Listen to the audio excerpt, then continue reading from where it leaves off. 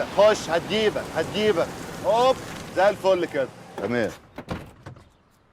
صباح الخير يا باشمهندس. ازيك يا رفعت؟ صباح الفل. صباح الخير يا رفعت. صباح الفل. ايه ده باشمهندسه بتضحك لي وبتصبح عليا اخيرا. يا رب نورت يا رفعت. حبيبي يا باشا. نادي انا مش عايز اسلم على الناس. ليه؟ ما بحبش كده، لحظات الوداع دي بالنسبه لي تبقى سخيفه جدا. يعني عاوز تمشي من غير ما تسلم على حد يا حسن؟ ماشي هسلم، بس يعني ممكن اشوف طريقه تانية بدل الطريقه دي اللي بتضايقني. ايه الطريقة التانية؟ هتبعت لهم جواب مثلا؟ صباح الخير. صباح الخير. ماشي بس يعني ايه ده؟ فين الموظفين؟ عفاف.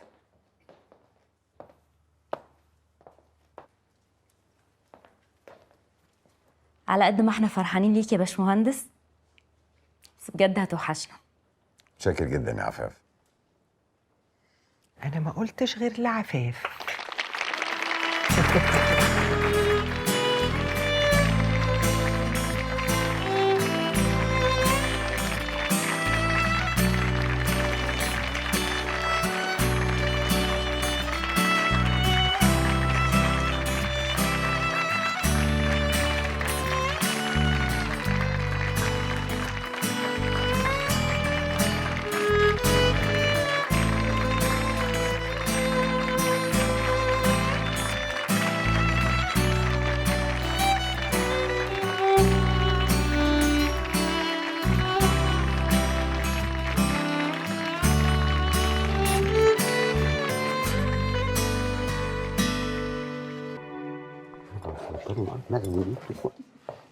حتى مش في اليوم.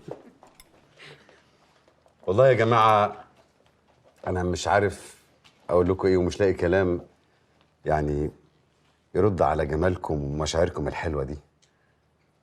انا لسه كنت بقول لناديه ان انا مش بحب لحظات الوداع، انه صعب قوي على الواحد انه يودع عمره كله.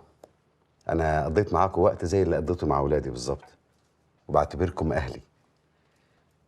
ربنا دايما بيختار لي اللي انا محتاجه مش اللي انا عاوزه.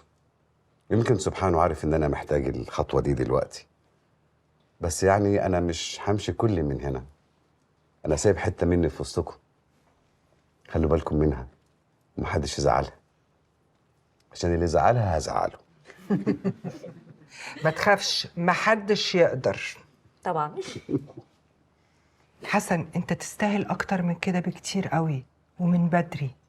انت حقيقي مهندس شاطر وكفاءة عظيمة، واي شركة في الدنيا تتمنى ان انت تشتغل معاها. انا متأكدة ان انت سبت اثر في كل حد هنا، من التزامك وحبك للشغل واخلاصك للشركة هنا. وانا متأكدة ان انتوا هتثبتوا لي الاثر اللي سابه حسن فيكم. هو يستحق ده منكم.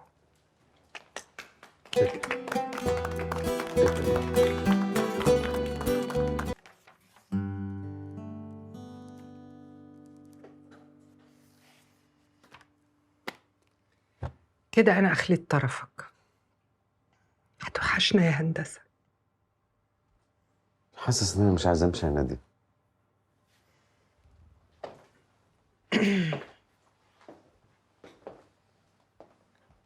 هتمشي حسن.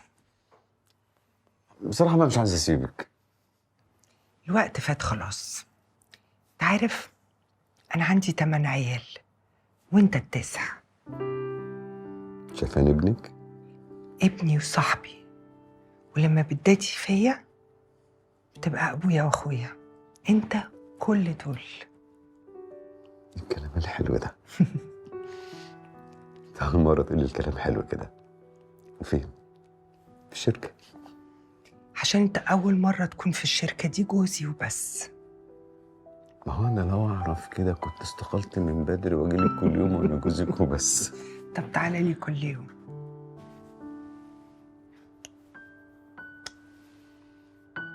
أنا بحبك يا نادية. وانا كمان. يا باشمهندسة، خلصتي الورق عشان ابعته الوزارة؟ هو انا جيت في وقت مش مناسب او حاجة؟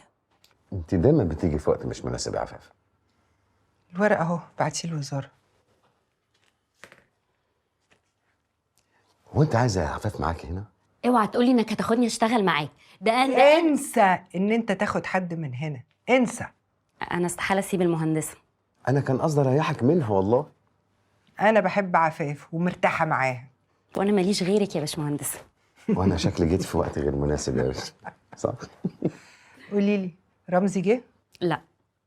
ليلى بنتك مختلفة في تركيبة تفكيرها عن كل البنات اللي في سنها. وده اللي خلاني اجي النهارده عشان اتكلم مع حضرتك. دي بطلت تجيبيها.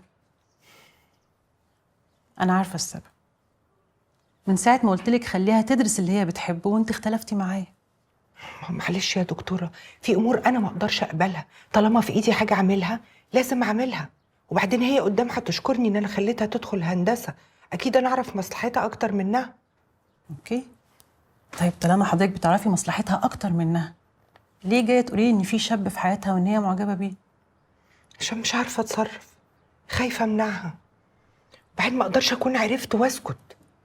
في نفس الوقت فرحانه ان هي عرفت شاب في سنها وطلعت من دماغها فكره السن الكبير، بس برضه مش مرتاحه ومش عارفه اعمل ايه. واللي هقوله هتعمليه؟ هحاول. لا، ما فيهاش هحاول المرة دي. اللي هقولك عليه هتعمليه ولا لا يا باشمهندسة؟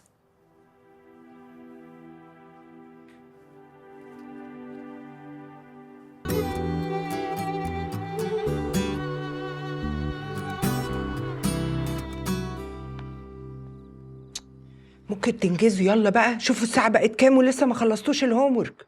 واحنا ورانا ايش نكون مستعجلين؟ على رأيك. اعملوا حسابكم ان انتم الاسبوع الجاي هترجعوا التمارين تاني. انا بابا معاقبني ومش بيوديني تمارين. لا انت كمان هترجع التمرين من الاسبوع الجاي تاني. انا مش هتمرن سويمنج، انا هتمرن جيمناستكس. اوكي. ده ايه ده؟ ماما هو انتي كويسة ولا عيانة؟ في ايه يا نيلي؟ هو انتي ازاي وافقتي بالسهولة دي؟ كل حاجة بتتغير، انت لسه واخدة بالك. كلامك صح يا ديشا. يلا انجزوا والنبي، وكفايه لماضه انتوا الاتنين. حاضر. وانت قلت ايه لشريف؟ ما قلتلوش حاجه. المفروض ان انا اصدقك يعني؟ واحنا هنتصاحب وكده؟ هو عادي يعني نتصاحب. ما تقلقيش. لا لا.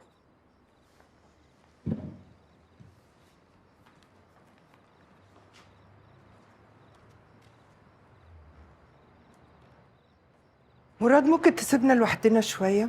عينيا.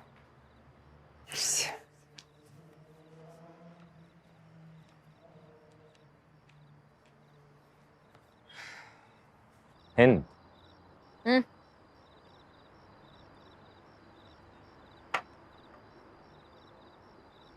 ممكن تسيبي الموبايل وتركزي معايا بقى؟ حاضر، ثانية واحدة. مركزة. بكره هيبعتوا لنا برودكتس هتتصوري بيهم وتعملي ستوري. ده براند كوزماتكس اوكي تمام. وهيدفعوا كويس. طب وبتوع سبورتس وير؟ لا دول مش دلوقتي. اشمعنى؟ مش مهم تعرفي. ايه يا عم السيطره دي؟ ما تقول له حاجة يا مراد. لا لا لا لا، هو انا بقى لازم اقعد اشرح واقول تفاصيل واقول ان هم كلموني وقالوا سعره قليل وانا رفضت، وبعدها انا مستني ان احنا ننزل الشغل اللي هنصوره ده، فهم اللي يكلموني واخد اللي انا طلبته. مش لازم اقول كل ده. بقول لك ايه بصراحه، كلامه مقنع. عنده حق. مش هسمح باي اسئله تاني. بعد كده تعملي اللي انا بقول عليه بالظبط. تلغي دماغك دي خالص. مستبد يعني. يا عم في ايه يا عم؟ المشكلة ان عنده حق. بس انا ممكن افهم حاجة؟ هو انت ليه ما نزلتش مع ندى؟ اجلت الميعاد لبكره، قلت الشغل اولى. وانت مش كنتي هتقابلي يوسف؟ اجلت الميعاد لبكرة، ما كنتش عايزة. علاقات غير مفهومه بالمره بالنسبه لي. في ايه يا عم؟ انت جاي تنظر بس.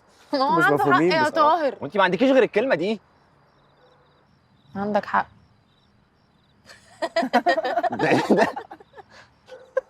بصي، انا اول مره اعمل كده، ومتهيألي انت فاهمه يعني ايه اني اقول لك ان لو شريف ده انت حاسه من ناحيته بحاجه، فانا مقدره احساسك ده، بس الاحساس ده هيكون في اطار واضح.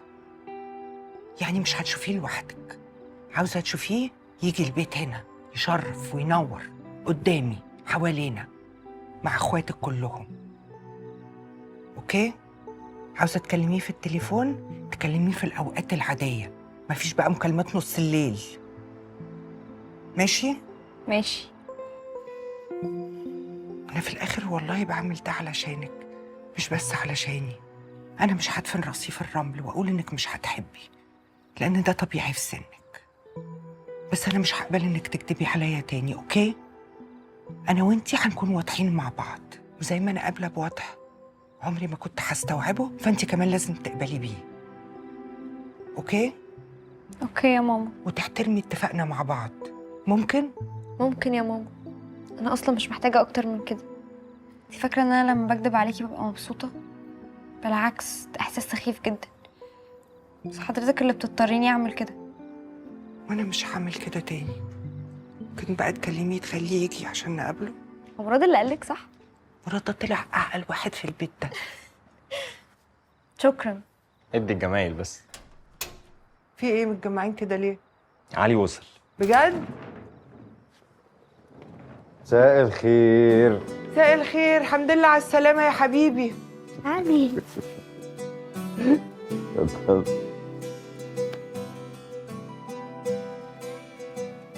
وحشتني.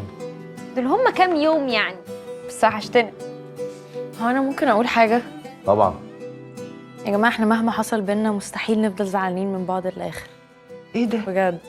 أول مرة تقولي حاجة صح. الله. هو مش عاجبها حاجه ليه؟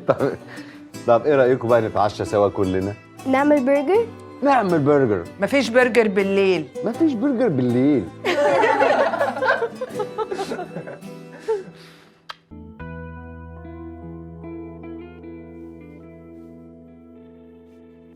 ألو؟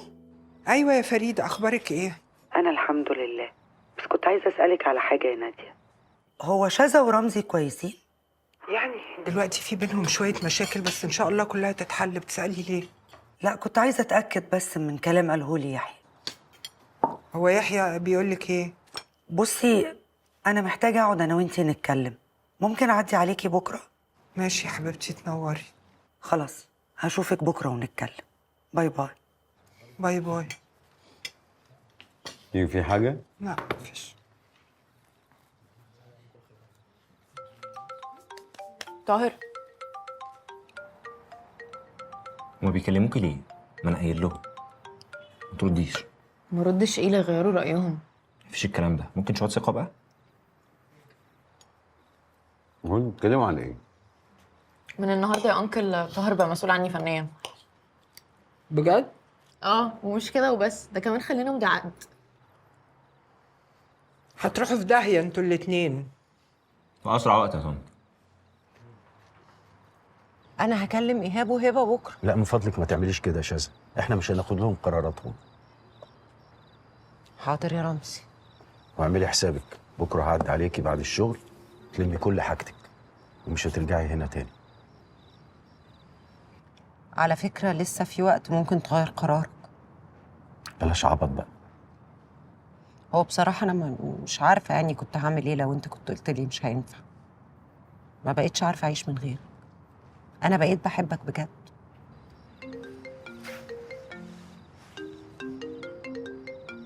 في إيه؟ مش عارف دينا بتتصل ليه دلوقتي. طيب رد عليها، شوف لنا هي عايزة إيه. الو. أنت فين؟ خير، في ايه؟ يحيى. ماله؟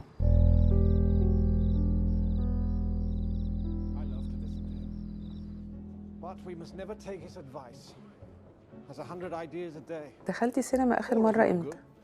ده من زمان قوي. طب ما تيجي كده نروح كلنا مع بعض يوم. يلا يا ريت، تعالي نظبط ده. ماشي، نتفق معاهم ونروح. ماشي، انا موافقه جدا. ماشي. مساء الخير. ازيك يا دكتور؟ ازيك يا نورهان، عامله ايه؟ الحمد لله. امال فين امير؟ مسافر بكره كده يومين شغل، كان جاي بس انا قلت لك مش موجود. اوكي، طب انا هكلمه خليكي. اكلت؟ كلت. الو، اي حبيبي تعالى، الدكتور جه اهو. دوري. هو قال لي هيكلمك، خد اهو معاك. هو انت عايز عزومه عشان تيجي ولا ايه؟ يلا تعالى مستنينا. سلام. اتفضلي. اتفرجوا على ايه؟ فيلم حلو قوي.